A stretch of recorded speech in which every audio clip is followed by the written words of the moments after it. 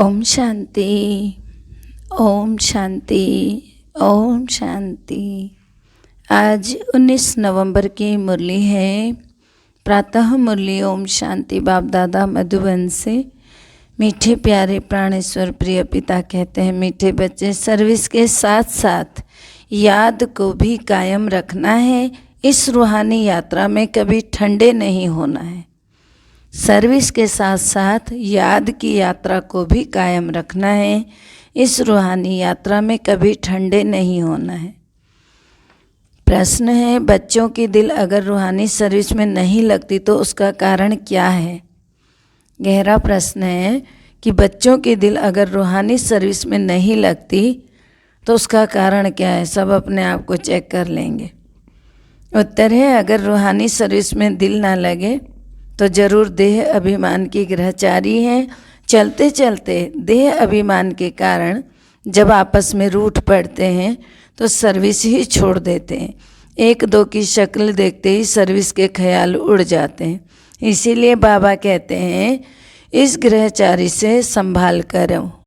गीत है, हमारे तीर्थ न्यारे हैं, न्यारे हैं जी न्यारे हैं। ओम शांति। ओम शांति।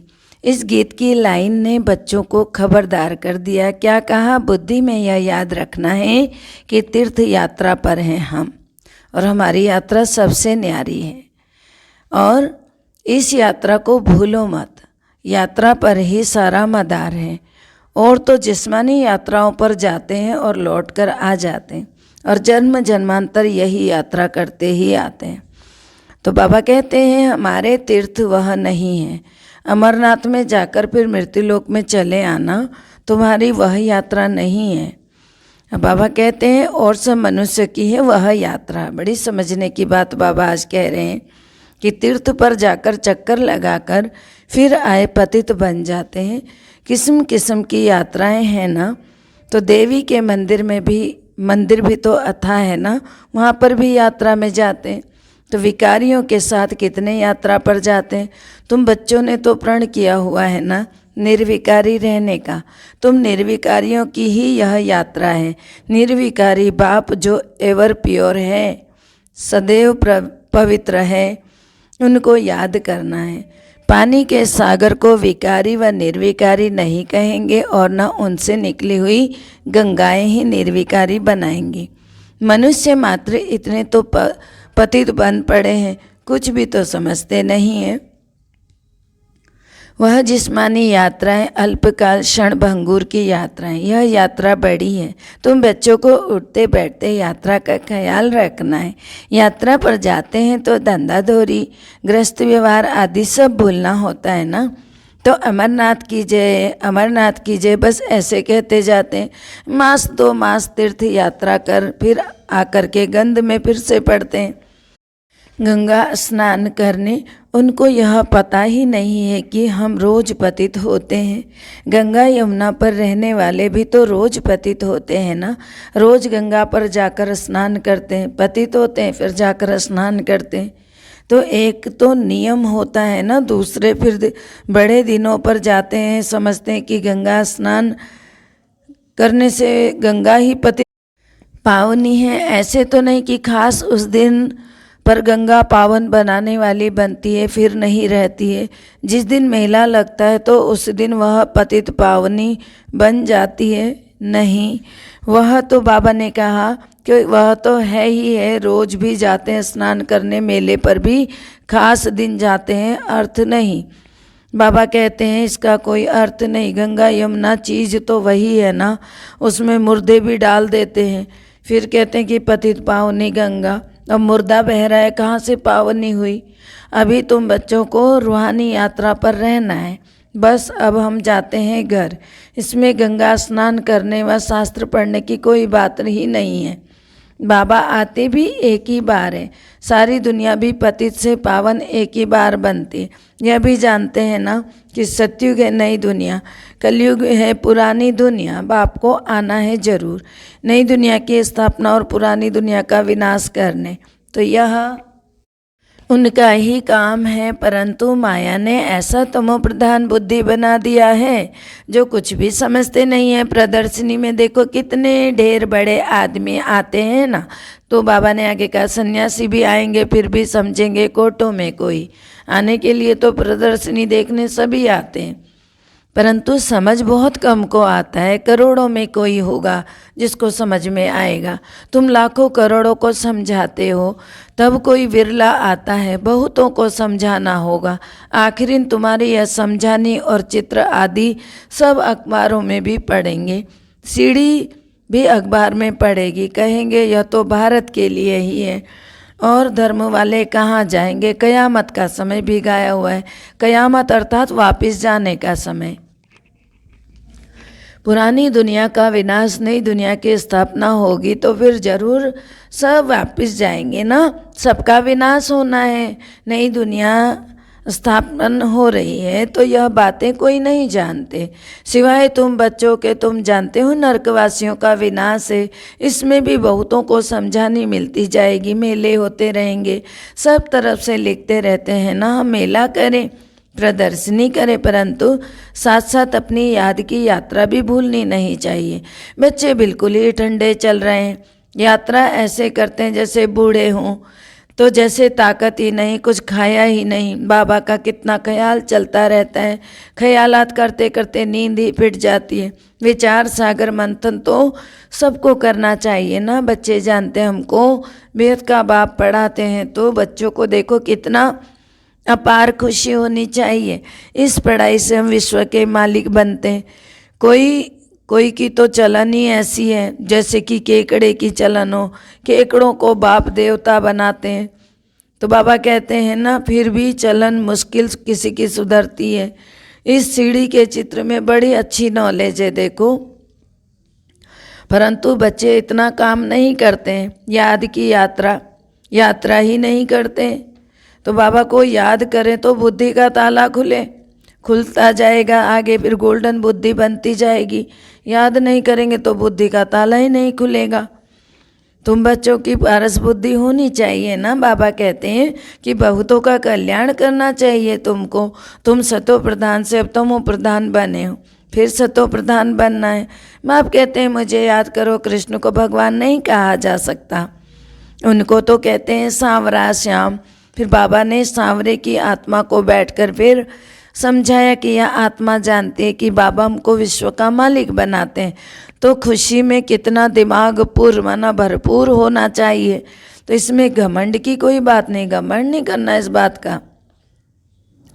बाबा देखो कितना निरंकारी है, बुद्धि में कितनी खुशी रहती है। कल हम हीरे जवाहरों के महल बनाएंगे, किसकी बुद्धि की बात कर रहे हैं? ब्रह्मा बाबा की।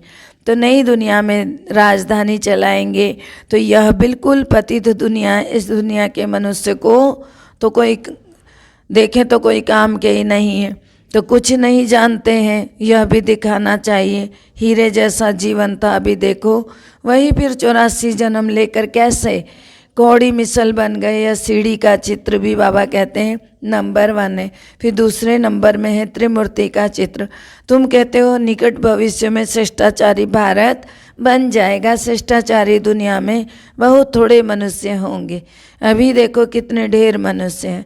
महाभारत लड़ाई भी सामने खड़ी है, सब आत्माएं मच्छरों सदृश जाएंगी। आग भड़क रही है, जितना कोशिश करते हैं सुधारने की उतना ही बिगड़ते जाते हैं। बाप बच्चों को राजयोग सिखला रहे हैं, बच्चों को कितना नशा चढ़ाते हैं। कोई तो यहाँ से बाहर निकले सारा ज्ञान उड़ जाता है, स्मृति कुछ भी रहती नहीं है। नहीं तो शौक हो कि जाकर सर्विस करे, बाप भी गुण देखे सर्विस पर भेजेगा ना, गुण देख करके। इसमें तो बड़े हर्षित रहेंगे, सर्विस में खुशी का पारा चढ़ेगा। बाबा कहते हैं कि अच्छे अच्छे पुराने बच्चे आपस में रूठ पड़ते हैं थोड़ी थोड़ी बात में, ऐसे थोड़े कि इन बातों के कारण तुमको सर्विस नहीं करनी है। सर्विस तो खुशी से करनी चाहिए ना। जिनके साथ बनती नहीं है उसकी शक्ल देखने से ही सर्विस का ख्याल उड़ जाता है, तो सर्विस में दिल नहीं लगती है तो किनारा भी कर लेते हैं। बाबा ने क्लियर कहा है कि देखो कैसे करते हैं बच्चे। फिर तो ज्ञानी और अज्ञानी में कोई फ़र्क ही नहीं रहा। अगर इसी तरह की आदतें रखनी है, बाबा कहते हैं तो देह अभिमान की ग्रहचारी आकर बैठ जाती है। यह पहले नंबर की बीमारी है। बाप कहते हैं बच्चे देही अभिमानी बनो, आत्मा ही सब कुछ करती है ना, आत्मा ही विकारी और निर्विकारी बनती है। स्वर्ग में देखो निर्विकारी थी, रावण राज्य में आत्मा ही विकारी बनी है। यह भी ड्रामा में ऐसा बना हुआ है, इसीलिए पुकारते हैं पतित पावन आओ। तो जो निर्विकारी थे वही पतित विकारी बने। ये किसी की बुद्धि में नहीं है कि हम निर्विकारी थे अभी विकारी बने हैं। तो हम आत्मा मूल वतन की रहने वाली हैं, वहाँ तो हम आत्माएं निर्विकारी होंगे ना। यहाँ शरीर में आकर देखो पाठ बजाते बजाते कैसे विकारी बन गए हैं। यह सारी बातें आपको कौन समझा रहा है? स्वयं परमपिता परमात्मा समझाते हैं। आत्मा शांति धाम से आती है तो जरूर पवित्र ही तो होगी ना, फिर अपवित्र बाद में बनती है। पवित्र दुनिया में 9 लाख होते हैं, फिर इतनी सब आत्माएं कहाँ से आई? जरूर शांति धाम से आई होंगी ना।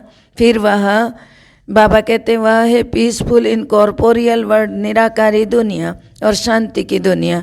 वहाँ सब आत्माएं पवित्र रहती हैं। फिर पाठ बजाते बजाते सत्वरजोतमों में आती हैं। पावन से पतित होना है, फिर बाप आकर सबको पावन बनाएंगे।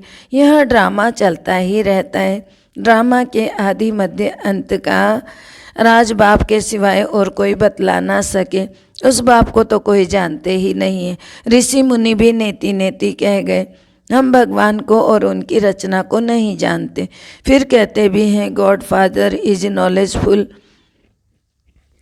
वह परमात्मा सर्व आत्माओं का बाप बीज रूप है, वह आत्माओं का बीज रूप, और यह प्रजापिता ब्रह्मा है मनुष्य सृष्टि का बीज रूप। तो वह निराकार बाप इसमें प्रवेश करके मनुष्य को समझाते हैं। मनुष्य द्वारा उनको मनुष्य सृष्टि का बीज रूप नहीं कहेंगे। तो बाबा कहते हैं ये मनुष्य को समझाते किसके द्वारा? मनुष्य के द्वारा ही बाबा समझाते हैं। तो वह कोई बीज रूप नहीं हो कहेंगे, वह आत्माओं का पिता, और यह ब्रह्मा है मनुष्य सृष्टि का प्रजापिता, जिस द्वारा बाप आकर ज्ञान देते हैं। शरीर अलग है, आत्मा अलग है, दोनों अलग अलग है ना। तो मन बुद्धि चित्त आत्मा में है। आत्मा आकर शरीर में प्रवेश करती है मन बुद्धि चित्त के साथ। तो पाठ बजाने के लिए तो बाबा कहते हैं तुम जानते हो कोई शरीर छोड़ते हैं तो जाकर दूसरा पाठ बजाएंगे, इसमें रोने से क्या होगा? गया सो गया, फिर तो थोड़े ही आकर हमारा मामा चाचा बनेगा, रोने से क्या फ़ायदा? तुम्हारी मम्मा गई ड्रामा अनुसार पाठ बजा रही है। ऐसे बहुत जाते रहेंगे और जा रहे हैं, तो जाते हैं सभी। तो कोई कहाँ जाए, जन्म लेते हैं, समझ में आता है जैसा जैसा आज्ञाकारी बच्चा होगा उतना जरूर अच्छे घर में जन्म लिया होगा। यहाँ है पिछाड़ी में तुम जाकर, बाबा कहते हैं राजाई घर में जन्म लेते हो। कौन राजाओं के पास जाएंगे, वह खुद ही समझ सकते हैं ना। फिर भी देवी संस्कार तो ले जाते हैं ना। इसमें बड़ी विशाल बुद्धि से विचार सागर मंथन करना होता है। फिर बाबा ज्ञान का सागर भी तो है ना, तो बच्चों को ज्ञान का सागर बनना है। बाबा ने कहा तुम बच्चों को भी तो ज्ञान का सागर बनना है। तो बच्चे क्या बनते हैं? मास्टर ज्ञान सागर। नंबरवार तो होते ही हैं, समझा जाता है आगे चल उन्नति होती जाएगी। हो सकता है जो आज काम नहीं कर सकते वह कल बहुतों से तीखे चले जाएं, ग्रहचारी उतर जाए। कोई पर राहु की ग्रहचारी बैठती है तो सीधा ही गटर में जाकर गिर पड़ते हैं, हड्डगुड भी टूट जाते हैं। बेहद के बाप से प्रतिज्ञा कर फिर जाकर गिरते हैं तो धर्मराज द्वारा सजाएं भी बहुत मिलती हैं। यह बेहद का बाप, बेहद का धर्मराज भी तो है ना, फिर बेहद की सज़ा मिलती है। कोई बात में आनाकानी करेंगे या उल्टा काम करेंगे तो सज़ा तो ज़रूर खाएंगे। समझते नहीं है कि हम भगवान की अवज्ञा करते। इतनी सब बातें बाप समझाते रहते हैं। श्रीमत पर चलो, सर्विस में मददगार बनो, योग की यात्रा पर रहो। चित्रों पर समझाने की प्रैक्टिस करेंगे तो आदत पड़ जाएगी, नहीं तो उच्च पद कैसे मिलेगा। अज्ञान काल में कोई का बच्चा बड़ा सपूत होता है, कोई तो बड़े कपूत भी होते हैं। यहाँ भी कोई तो झट बाबा का काम करके दिखाते हैं। तो बच्चों को सर्विस बेहद की करनी चाहिए। बेहद की आत्माओं का कल्याण करना है, पैगाम देना है। मन मना भव, बाप को याद करने से तुम्हारी बुद्धि तमो प्रधान से सतो प्रधान बन जाएगी। अभी है कलयुगी तमो प्रधान दुनिया की एंड, अब तमो प्रधान से सतो प्रधान बनना है। आत्माओं की भी वहाँ नंबरवार दुनिया है ना, जो फिर नंबरवार आकर पहाड़ बजाते हैं, जो फिर नंबरवार आकर पहाड़ बजाते हैं। बाबा कहते हैं, बाबा ने कहा कि आएंगे भी नंबरवार ड्रामा अनुसार। अभी सब आत्माएं रावण राज्य में दुखी हैं, सो भी समझते थोड़ी हैं। अगर किसको कह दो कि तुम तो पति, तो बिगड़ पड़ेंगे। बाबा बता रहे हैं कि बाप समझाते हैं यह है ही विशेष वर्ड, उसी को ही अच्छा समझ लेते हैं, पतित बनने को ही। तो बाबा कहते हैं ना, तुम अपना राज्य भाग्य ले लेंगे, बाकी सब विनाश हो करके वापस चले जाने वाले हैं। यह तो गया हुआ है ना, महाभारत की लड़ाई लगनी है। फिर बाबा आगे कहते हैं, जिससे सब धर्म खल्लास होकर के बाकी एक धर्म ही रहेगा। बाबा ने कहा यह लड़ाई के बाद स्वर्ग के द्वार खुलेंगे। कितनी अच्छी रीति बच्चों को देखो समझाते हैं। आगे चल तुम्हारी बातें सुनते रहेंगे, आते जाएंगे। बाबा कह रहे हैं कि सूर्यवंशी चंद्रवंशी जो पतित बन गए वही आकर नंबरवार अपना वर्षा लेंगे, प्रजा तो ढेर बनेगी। अच्छा, मीठे मीठे सिकलदे बच्चों प्रति माता पिता बाप दादा का याद प्यार और गुड मॉर्निंग। रूहानी बाप की रूहानी बच्चों को नमस्ते। हम रूहानी बच्चों की रूहानी बाप दादा को दिल व जान से सिक व प्रेम से याद प्यार नमस्ते, good morning, diamond morning, Om Shanti. धारणा के लिए मुख्य सार है, पहला है भगवान की आज्ञाओं की अवज्ञा कभी नहीं करनी है। बेहद सेवा में सपूत बच्चा बन मददगार बनना है। दूसरा, ज्ञान धन की गुप्त खुशी से बुद्धि को भरपूर रखना है, आपस में कभी भी रूठना नहीं है। मीठे प्यारे बाबा के वरदान हैं, सर्व शक्तियों की संपत्ति से संपन्न बन दाता बनने वाले विधाता वरदाता भव। सर्व शक्तियों की संपत्ति से संपन्न बन दाता बनने वाले विधाता वरदाता भव। जो बच्चे सर्व शक्तियों के संपत्तिवान हैं वही संपन्न और संपूर्ण स्थिति की समीपता का अनुभव करते हैं। उनमें कोई भी भक्तपन के व भिखारीपन के संस्कार इमर्ज नहीं होते हैं। बाप की मदद चाहिए, आशीर्वाद चाहिए, सहयोग चाहिए, शक्ति चाहिए, यह चाहिए, ये चाहिए शब्द दाता विधाता वरदाता बच्चों के आगे शोभता ही नहीं है। ये मंगता के लक्षण होते हैं। वे तो विश्व की हर आत्मा को कुछ न कुछ दान व वरदान देने वाले होते हैं। बाबा ने कहा कि ये भिखारी पन्ने के संस्कार नहीं मर्ज होते हैं उनके, जो सर्वशक्तियों से संपत्ति से संपन्न रहते हैं। तो बाबा ने कहा वरदान देने वाले होते हैं, वह हर एक आत्मा को कुछ न कुछ वरदान दान में देते हैं। स्लोगन है, हर आत्मा को कोई न कोई प्राप्ति कराने वाले वचन ही सत वचन है। हर आत्मा को कोई न कोई प्राप्ति कराने वाले ही वचन ही सत्य वचन है। ओम शांति। सर्व का भला हो, सब सुख पाए, सब परमात्मा से जुड़ जाएं। सर्व का भला हो, सब सुख पाए, सब परमात्मा से जुड़ जाएं। सर्व का भला हो, सब सुख पाए, सब परमात्मा से जुड़ जाएं। अंत समय में सबका जीवन सफल हो जाए, सबकी सद्भावना मनोकामना पूर्ण हो जाए। ओम शांति।